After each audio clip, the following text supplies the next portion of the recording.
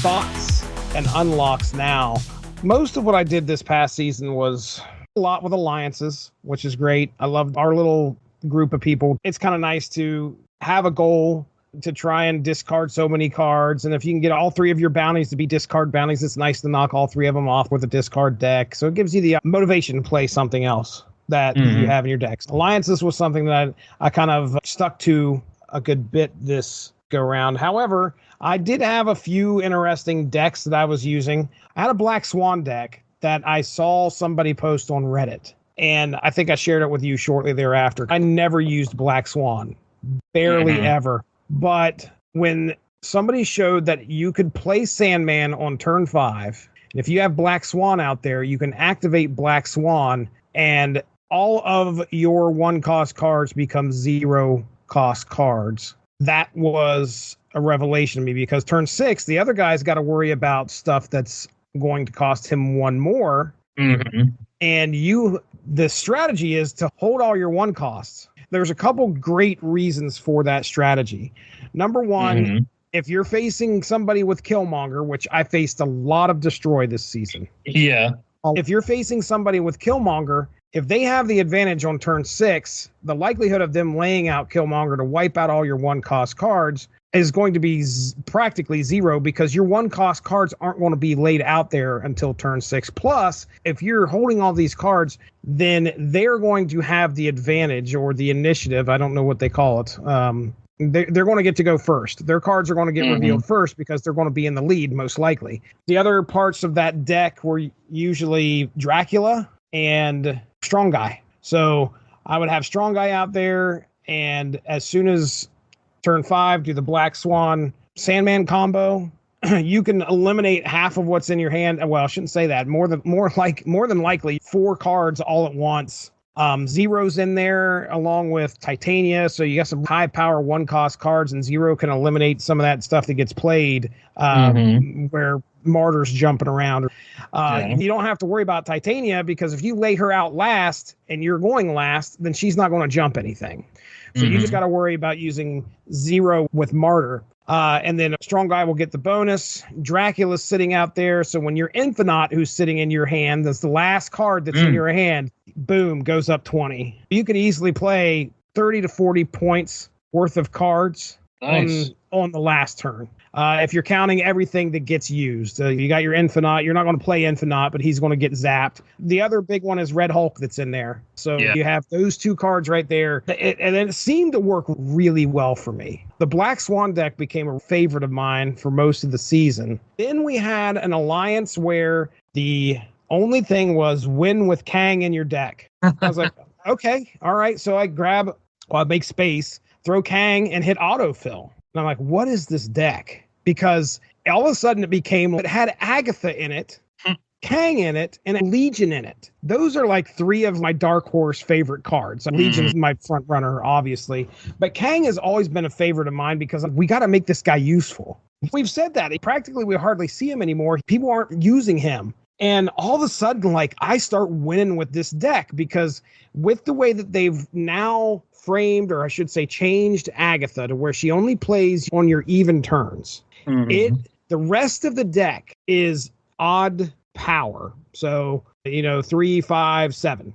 So she's not going to play anything usually until turn 3, except for possibly Black Knight. If you have him in your hand, you're going to play Black Knight on turn 1. But if he comes in on turn 2, it's okay, because there's nothing else that Agatha can play except for Black Knight. When she lays out Black Knight, then turn 3 rolls around and you use Lady Sif and you get rid of Agatha. She's the only 6-cost card.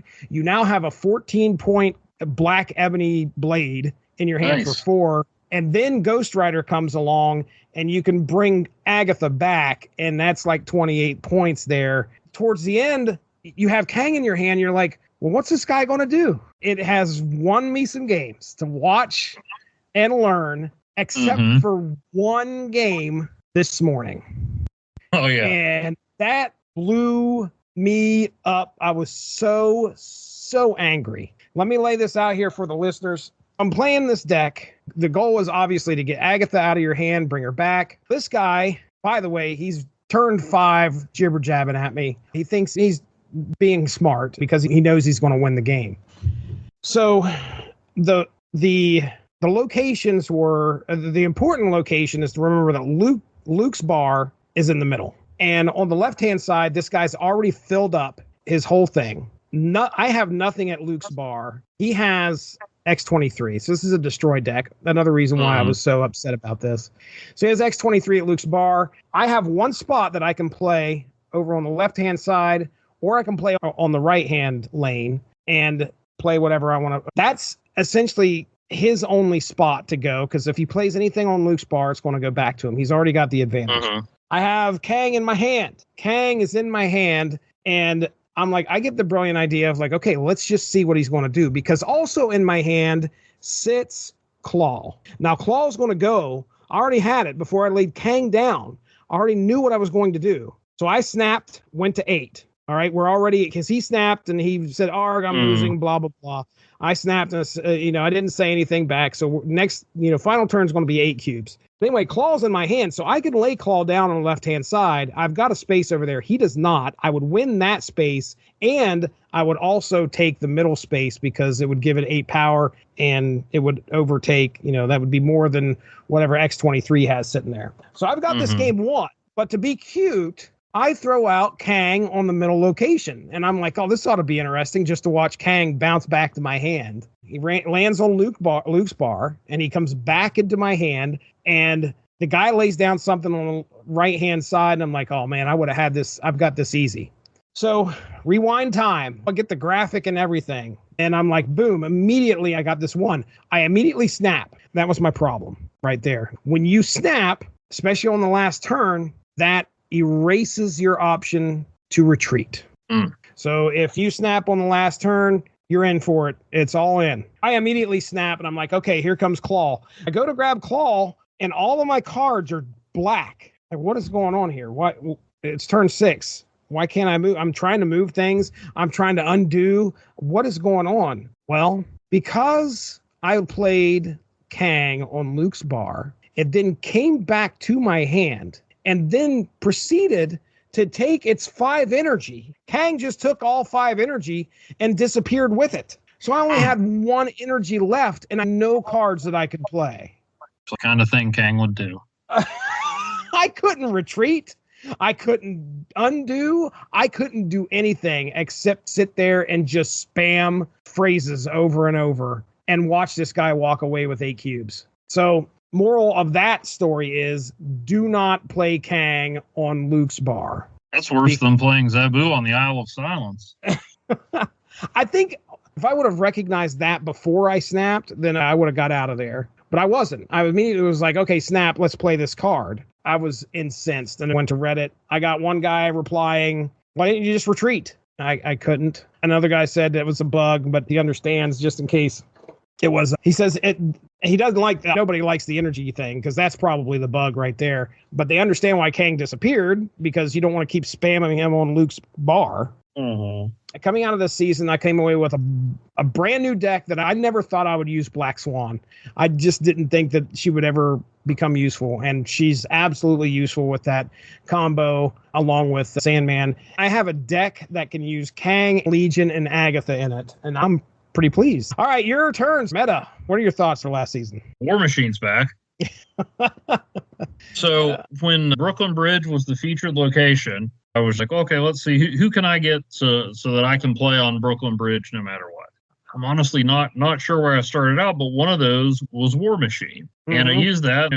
It didn't do a whole lot for Brooklyn Bridge, but the deck was pretty good. I came up with Legioning Storm, an area after Storm flooded it, because War Machine would let you drop Legion in there. War Machine lets you play wherever, anywhere. Lets you play Ebony Maw and Infinite whenever you want. And nothing can stop you from playing a card at a location. With On Reveal, you pick your spots, and it worked pretty well. But then a day or two later, they moved War Machine back to an ongoing. And so I was like, well, okay, let's take out some of the things that were just specifically for Brooklyn Bridge and build around War Machine. And I kept winning, and I kept winning, I kept winning. And I hit Infinite by the end of the second week. Are you kidding me? Jeez. Wow. Just kept going. Then I put it on the Marvel Snap Deck thing on Reddit, and I'm like, well, this was unexpected. I already hit Infinite. And like the one reply I got was, unexpected? Yeah, it's the most popular thing in the meta. And I'm like, so I'm lying about being too stupid to I was just like, oh, hey, this works. Let's see how it keeps going. And then within a week, War Machine got bumped back down to a 6 power instead of a 7. I was super excited when he came out and just didn't end up using him a lot. And especially when it became an on reveal, it can work, but it narrowed how useful he could be. They put him back to an ongoing, and suddenly you're putting him out there. I got Goose, I got Storm, and I drop Legion on there, and suddenly they're flooded out, and I've got a turn or two where I can play whatever I want, wherever I want. I mean, I think I've seen Infinite once, if I remember correctly. It was one time. You're hitting 5 now? Jeez Louise. What a ride. I think everybody caught up to it. I still use that deck occasionally. I even made changes to it after. Usually I leave it alone. It's kind of like a time capsule or something when I hit Infinite, but I was still making changes to it. I've got Nebula in there for if I cut a place off so nobody can play there. White Widow and Silver Sable I put in just about every deck. I got Jeff and Vision in case I get locked down without War Machine to help out. And, then Infinite and Ebony Maw are War Machine's running mates, just like in the comics. Yeah, right. I believe they're called the Warriors 3. You might want to fact check yourself on that one, buddy. But yeah, and then Red Guardian, just to mess with what anybody else wants to throw out there. So love Red Guardian. Now then, once I appreciated the beauty of Symbiote Spider-Man, I have a deck with a lot of on reveals that I called Ultimate Groundhog Day. You get Black Panther or Galactus out there with Symbiote Spider-Man, and if not, you've got a whole bunch of other things in there to mess with people like Silver Sable, Red Guardian, Grand Master, White Widow, Odin. So you're doubling up on stuff. And that eventually evolved into my maximum clonage deck, trying to power up Scarlet Spider and Symbiote Spider-Man and Gilgamesh as much as you can. Nice. Very nice. So yeah, I had the other thing I did that was unusual this season is I played a bunch of Conquest, because did you see what the Conquest prize was? What was it? Doc Ock in a suit. Oh, nice. Objectively the best Doc Ock, even better than the Superior Octopus. Yeah. I was like, I got to get that one. Usually I'd try to get the Conquest card just to say I got it or whatever. Some are cool and some aren't. But yeah, Doc Ock in a suit, Doc Ock in a white suit. I think I've seen that variant. That's pretty nice. Very nice. I got through that, and I hit Infinite early. I think I finished about 80,000, which is about where I was when I hit Infinite with a day left in the season. At that point, I'm just messing around and having a good time. Right. Yeah. Right. I saw a move coming back, and felt like Second Dinner knew it was going to come back, and they were ready for it with this next season. This next season is going to be insane. All right, let's talk about our unlocks real quick. We'll go through those. I'll start. As of 3 days ago, September 30th, I've had 0 spotlight keys. I've used those up. Currently at a collector level of 13,543. So Silver Sable was one of my first unlocks this past season. I did pretty decent on the new cards this season. A lot more than I had the past few seasons, as evidenced by the 0 spotlight keys. But as we further down the list here, Dan Hip Black Panther, Dan Hip Colleen Wing, Pixel Darkhawk, Nice. Baby Star-Lord, Pixel Lady Deathstrike, which she's kind of frightening, could have made a creepy list, and Eduardo Mellow Silk. That was a spotlight variant, right? I think so. Eliath, Madam Web. So clearly I was trying to get Madam Web there. And Eliath, I won't complain about at all, because I didn't have him as a card. Pixel Living Tribunal. Nice. Eduardo Mello Madam Web, which is, they titled that as a young variant. That's another one of my pet peeves. It's a totally different character. Julia Carpenter. Is it really? Yeah. So she is replaced Madam Web. So this is Spider-Woman. Yeah. All right. Then we have Pixel Rescue. Cool. Baby Silver Surfer, which I kind of like. Hydra variant Crossbones. I have that one. Isn't that just Crossbones dropping and shooting guns from a slightly different angle? Yes, it is. I have 2 Crossbones cards, and they both look the same. Pixel Doc Ock. Nice. Pixel Hood. The Moon Girl Picnic variant, which, have you seen this? No, I don't think I have. Okay. She's eating some type of picnic food with Devil Dinosaur in the background, so it's pretty cool. This is the week I was going to try and get Scarlet Spider. So I got Scar because none of these cards I didn't have any of these cards. I got Baron Zemo, which was Series 3 that I didn't have. White Widow. Then I got a Pixel Destroyer, and I had 0 keys after White Widow. And I got a Pixel Destroyer at some point within the week, and then finally got enough to get another key and was able to get Scarlet Spider after that. Then I got an Eduard Petrovich Ms. Marvel. That one almost made the creepy list with how messed up it looked. It looks like Ms. Marvel, but there is a lot of like electricity going on for some reason. Her eyes are all whited out and it looks scary. I ended my unlocks with Summer Vacation Blob. Oh, is that the volleyball? Yeah, where he's standing on the beach playing volleyball. So there you go. That's my unlocks there. 7 new cards this season. The one I think that I come out of there as my favorite, I want to say is going to be Madam Web. I used her when the location, was it the location that was going on? The featured location recently was Mojo World.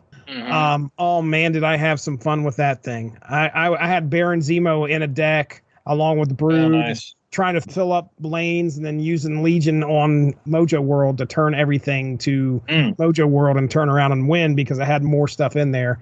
Baron Zemo comes in second, though, because I was using him quite a bit during the Mojo World escapade, which sounds like a great story to write. So there you go. That's my unlocks. Evan Bevins, hit us with your unlocks there, buddy. I'm at about 16,500 collector level. I am at 0 spotlight keys as well. Boy. I did get about as soon as the season dropped, I used the spotlight key and got Silver Sable. Apparently got her before I got the season pass even. I did get Symbiote Spider-Man, Pixel Dagger, Ink Split Red Hulk, which defeats the purpose when you think about it. And Alex Horley Dracula, when he was the featured artist, I was trying to fill in some of that. It's the classic Dracula, which I prefer to waist-length ponytail Dracula. Right. I got a David Mack dagger, which immediately became my favorite dagger. Okay. Have you seen that one? I don't think so. It's pretty awesome. I'll send you. And I use the David Mack Phoenix Force too. So use both of those in that deck. It's kind of surreal a little bit, but definitely very cool. Let's see. Then I got a gold split of the Silvestri Iron Man. Ah, nice. Got a Swordmaster by Wu Chul Lee. They tweaked Swordmaster's powers a little bit, so I did try him a few times this time around. Got the In-Hyuk Lee Spider-Man that was part of the season pass. Nice. Got a Chibi Patriot, which even if I didn't dislike the Chibis, he still wouldn't unseat the original charging from the Lincoln Memorial or the Flaviano one with the extra stars and stripes. Got a Baby Mr. Sinister. That's a cool card. I almost picked that as a creepy one, but there were way better ones that buried that one. Pixel Mystique. Okay. I have more cool Mystique variants. I know Mystique's kind of a staple, but I'm too impatient to use her sometimes. I put her in a lot of decks. She's one of the first ones I pull when I'm tweaking them too. But she's got some great variants. And then there's that Peach Momoko one. Yeah. I got the Eduardo Mello Silk and Elias. Still trying to get Madam Web. Got 1,000 tokens at 1.2. So I had burned 3 spotlight keys and didn't have her. Got a Pixel Super Scroll, Baby Human Torch, the Flaviano variant of Havoc, which almost made the creepy list. It looks really cool. It's his X Factor costume, but he's kind of skinny, so he looks sort of zombified or at least really hungry. He was on the list for a while, but just got bumped out. Do like Havoc, though. Always trying to find ways to do something cool with Havoc. He looks kind of undead, which, given his recent status in the X-Men comics, might be pretty dead on. All right. Pun not really intended, but he got better. Sending that one to you, too. Let's see. And then the Flavia Havoc, that one I spent gold on because I thought it was cool, and I like that era of X Factor. Yeah, I was going to say, that's the leather jacket Havoc, right? Yeah. I remember there's a couple costumes that he has. You know, he has his black and white with the crazy straps or whatever that stick out. Then you have the leather jacket Havoc, and this is the one that, okay, so he's part of X Factor. Then shortly after this, doesn't he go into, it's not Factor X, that's something different. X. Mutant X, there it is. Yeah, which I'd love to read some point because it's a whole completely alternate Marvel universe, isn't it? Yep. Yeah. I've heard some people love it. Some people do not love it. All right, then. I've been curious about that one too. So maybe source material 2025? Put it on a list. Or was it in the 90s? I'm pretty certain that it was mid to late. All I really know about it is that I had variants of all those characters for the Overpower card game. Oh, really? Yeah. Nice. So I ink split a Blue Marvel by Dan Hipp. Okay. I finally got the sports variant I really wanted, Zero. I love that. I have had that card, and that's the one I use. That's my variant that I have. Yep. I got Dan Hipp Atuma, Miles Morales from the season pass by Jung Jun Yoon, the Luchador Taskmaster. Yes, baby. Then I finally got one more spotlight key and got Madam Web. Nice. Got the Dan Hipp Abomination, another card with more cool variants that I actually use him. What was it? I did find one deck that I was using Abomination in, and then I'm like, why don't I just use Gilgamesh? See, those cards need some help.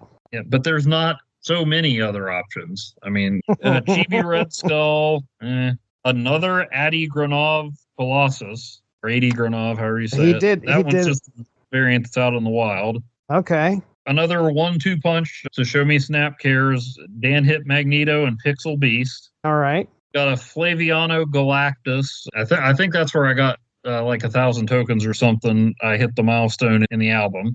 Okay. Even though I've already got 2. Galactus has a ridiculous amount of variants. Nothing's moved me off the Ron Garney one, and even if it did, I'd go back to the Lifebringer, but the Flaviano Galactus is pretty sweet. Got the In-Hyuk Lee Symbiote Spider-Man that was the last season pass prize. That's a lot cooler in my book than the original. Got that Dyke Ruan, not Ryan, Doc Ock from Conquest. A Volney Iron Lad, where it looks kind of like almost, maybe not quite as detailed as Alex Ross, but kind of that realistic painted things. That went in over my original version of Iron Lad, or the variant that I tried to like, where it looks like he's peed in his armor until it's full. It looks great otherwise, but I'm like, why are his teeth yellow? Why are his eyes yellow? It just doesn't work for me. Then I got the Venomized White Widow, and she's still watching me. Still got her eyes on you. I mean, I can't see her, but I just kind of know. Got a Dan Hipp Electra. Okay. I had gotten Scar before, so I got the Ron Garney Scar variant. At that point, I had burned both my remaining spotlight keys, but I hit some luck on tokens, so I went ahead and just bought Scarlet Spider for the tokens, and I'm almost got enough. I've got Ajax pinned, because with Silver Sable and some other ones, I'm like, I really want to run Ajax, but I will call him Barry. Okay. Got Pixel Hood and a Dan Hipp Wolverine. What's your favorite out of the cards that you got? I mean, honestly, it's got to go between Symbiote Spider-Man and Scarlet Spider, just because I'm, having so much fun trying to figure out what to do with them. Yeah, I'm trying to see if any of my variants, as far as my variants go, what really stood out to me. Honestly, the Pixel Rescue looked pretty cool. I like the way she looks. You can see her whole body, and she's kind of levitating there, which looks really awesome. I think Pixel Doc Ock was cool too.